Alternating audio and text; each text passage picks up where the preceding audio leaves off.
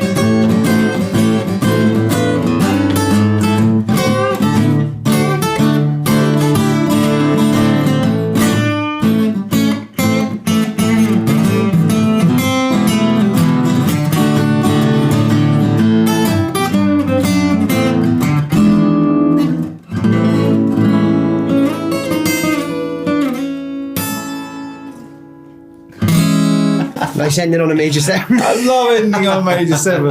Do you know what else I do? It's just really horrible. If it's there, I also love finishing on that. You did that to me before. But we should probably say hello. Hey guys, welcome back to the channel. My name is Leigh and I'm here with Mike from CGS, and we are at, I would say 42 Gear Street, but there's no sign. No, we'll put a sign in.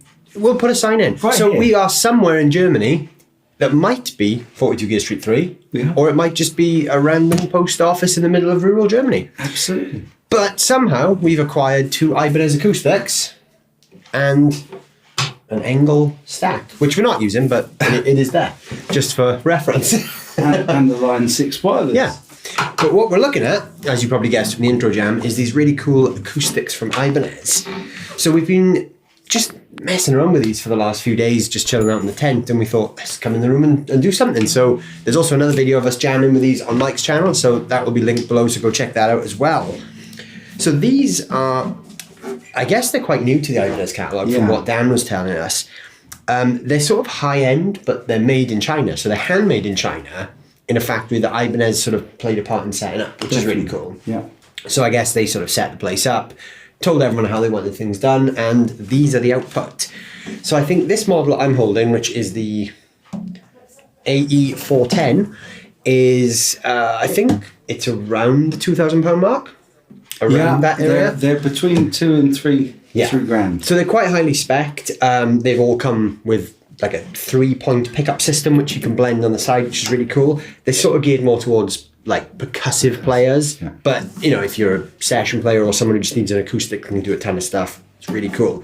There's like a transducer style pickup, I guess, in the body. That's right, a contact pickup. Yeah, a contact pickup. A piezo on the bridge and a magnetic pickup at the neck. And then you've got 3 controls on the side where you can blend them all together. So this one is pretty typical. It's sort of like a jumbo style with a cutaway. Feels like, you know, like a good acoustic. But this one Mike is holding is quite interesting. Very.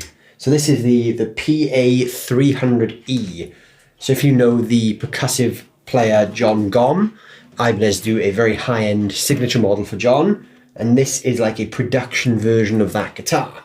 So this is slightly different because it has a wider fretboard, 25.7-inch scale, so there's a bit more string tension, spruce top, and an Akuma back and sides. Yeah, well, there we go. But that's got the same pickup system as this guitar. And it's got a lovely binding, a lovely flamed binding around it. Which this guitar doesn't have. No. I guess this is like a rosewood binding on this guitar, which is nice as well. Still pretty. But yeah, these are really cool guitars. They sound great, they play great. Lovely back to this one as well. Yeah. Really, really nice neck. Nice volute on the headstock as well. Beautiful volute. And it's actually incredibly easy to play, considering it's a slightly longer scale length. Yeah. I think at the moment, Ibanez are just doing it on every price point. Like, we've been talking about Ibanez relentlessly since we got here. And, you know, the first thing we did was shoot some videos on some of their affordable electrics, which are incredible. And now you go to the other end of the spectrum and play these acoustics, which are, you know, amazing. Every bit as good. Absolutely amazing. I am very, very impressed with Ibanez this year. What are we thinking, though, about guitars being handmade in China at higher price points? Because this is something we're seeing more and more of at the moment. Yeah. Typically, we always associate Chinese guitars with being either the guitars that you're known for, which is obviously the knockoffs, or they're just sort of considered like the entry-level stuff. But really, in the last couple of years, I'm seeing more and more brands coming out of China now with real high-quality stuff. Yeah. And these are absolutely a testament to that. What I would say is that it's very similar to the Korea of the 90s and the Japan of the 80s. Yeah. So what we're seeing with China and also with Indonesia and to an extent with Vietnamese built as well is the quality control and the quality standards are really being hoisted up. You've got brands like Harley Benton that are made in China and they are catering to the budget end of the range. Yeah. But you'll see more and more companies like PRS moving into China because they can keep the quality control level but bring the standard up. And I think that if this is anything to go by, it proves that the Chinese are the Japan from the 80s of the 20s, really. Yeah. It's what I find really interesting is typically the old hierarchy would be like the Chinese guitars would be at the bottom. Yeah. And then you'd have the other sort of factories on top.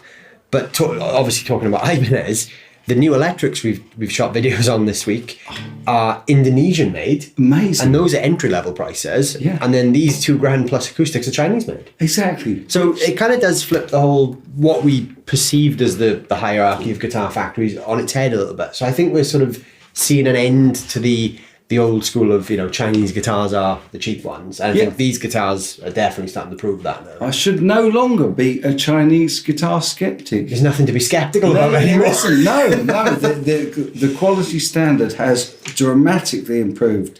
And I would say in the last 2 to 3 years, it's really gone through the roof. Yeah, I think so. Yeah, I'm impressed. I am genuinely impressed. No longer a skeptic of Chinese guitars, but still a skeptic of the fakes. Yeah. But I think that's a really interesting discussion topic for the comment section down below, because I know from doing other like Chinese guitars on my channel, not in the same way you did, but guitars that are made in China. Yeah. There does still seem to be a little bit of a stigma around people accepting them. So what do you think about high-end Chinese guitars? Because I think this is something we're going to see more and more of now. Yeah. And I think, you know, more and more brands are going to realise that you can output really good quality from China. And I think we're going to see more things like this now in this kind of price point. So what do you think about that? Because it is quite an interesting topic. That's a great question as well. I'd be really interested to see the comments Yes. of this. So really, really good question. Let us know, guys. Let us know what you think. Yeah, let us know how you think the future of Chinese high-end instruments is going to go. Is China guitar skeptic had his day? Or is he going to become the China guitar acceptor? Acceptor or lover? China guitar lover? Maybe. Yeah. Who knows? Who knows? Come up with a new name for Mike's channel as well down below. Yeah, great idea. CGS, we need another word for another word beginning with S. S instead of skeptic. Yeah, that replaces that in a loving way. Great idea. Let us know what Mike's new channel name is as well. Awesome. And I'll put some links to these guitars as well so you can check them out. They should be available by the time this video goes out. So I will certainly put some form of link down below so you can check these things out as well. Double link for our videos as well. Yeah, and Mike's channel video that we did on these guitars will also be linked down below and in that corner, I think. I think it's that corner. I can never remember when I'm on this side of the camera. Right here. That side. But yes, thank you guys for watching as always. Big thanks to Mike for being in the video. Pleasure. And big thanks to Henning for putting on 42 Gear Street once again. Big thanks to all the brands as well, and Dan from Ibanez for giving us all the information we needed about these lovely guitars. So don't forget to hit the like and the subscribe button. Check out the hashtag 42GS3 for all the content from all the creators and all the brands. And I'll see you guys soon. Thanks for watching. Great. Cool. Good video. Job done. Nice one.